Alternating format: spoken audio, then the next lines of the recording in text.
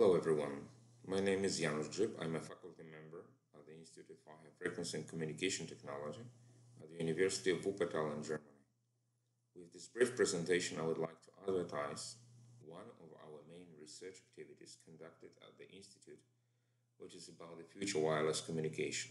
As you might know, wireless data rates have doubled every 18 months over the last decades.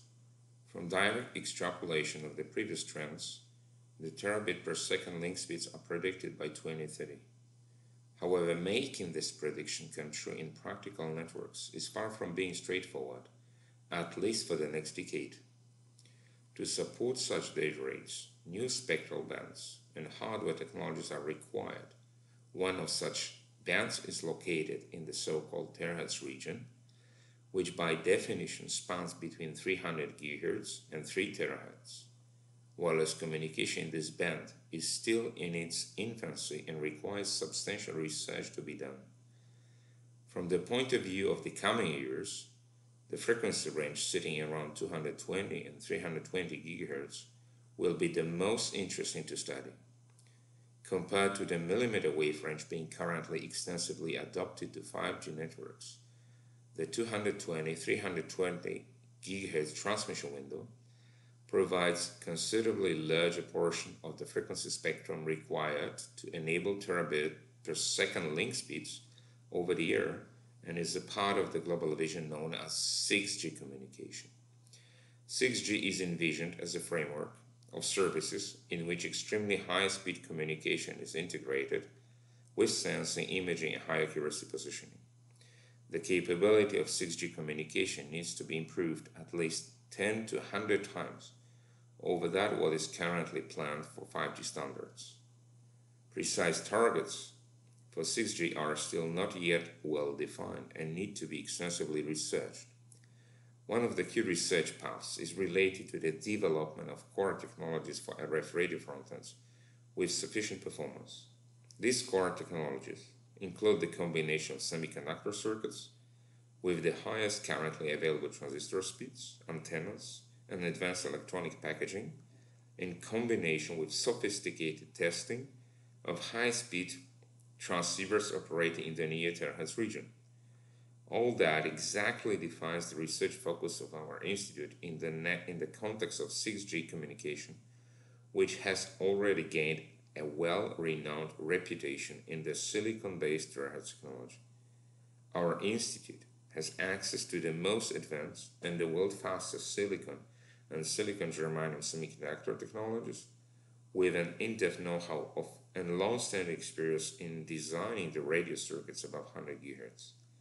We further own a unique, on the world scale, laboratory with multi-million test equipment of our wireless transceivers with an aggregate speed approaching multiple hundreds of gigabit per second. However, the equipment is one thing.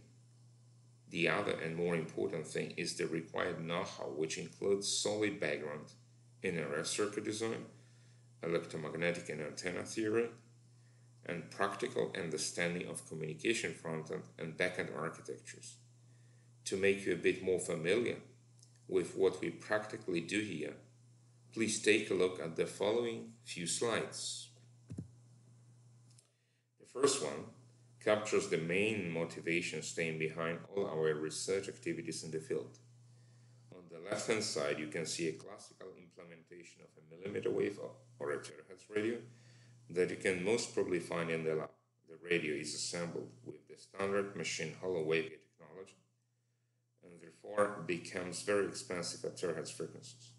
Opposite to that, on the right-hand side, you can see a highly integrated miniature radio developed at our institute, which operates around 240 GHz.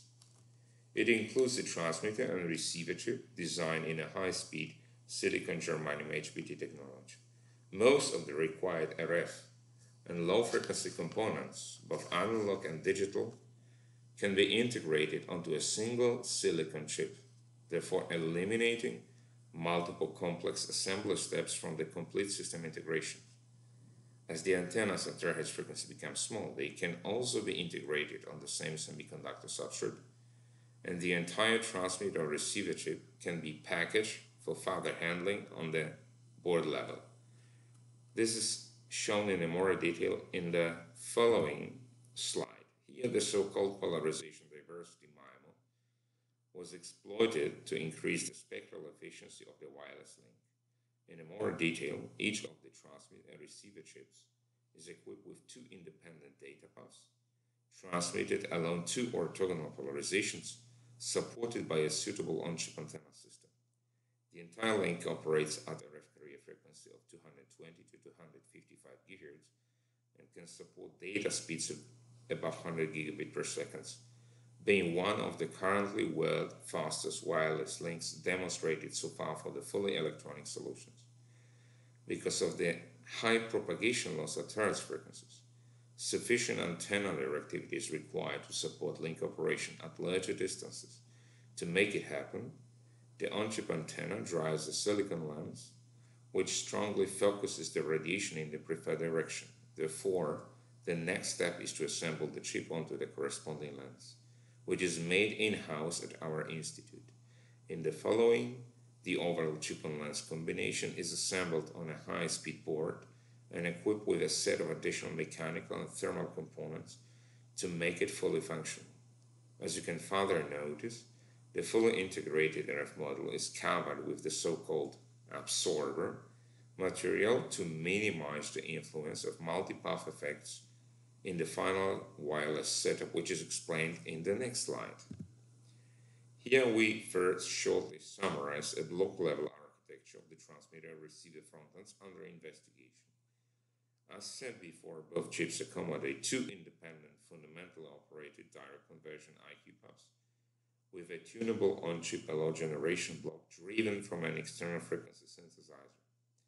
On the receiver side, the so-called mixer-first architecture is implemented, whereas on the transmitter side, each up conversion mixer is followed by a 4-stage power amplifier to support the link budget at a larger distance. Next, dimension data streams from up and down conversion paths on each chip are directed to a common lens-coupled broadband on-chip antenna system capable of simultaneous transmission of two orthogonal polarizations. In the wireless link setup, the high-speed multi-level data streams are generated by the so-called arbitrary waveform generators, shown on the right, and directed to the transmitter module with a set of high-speed cables.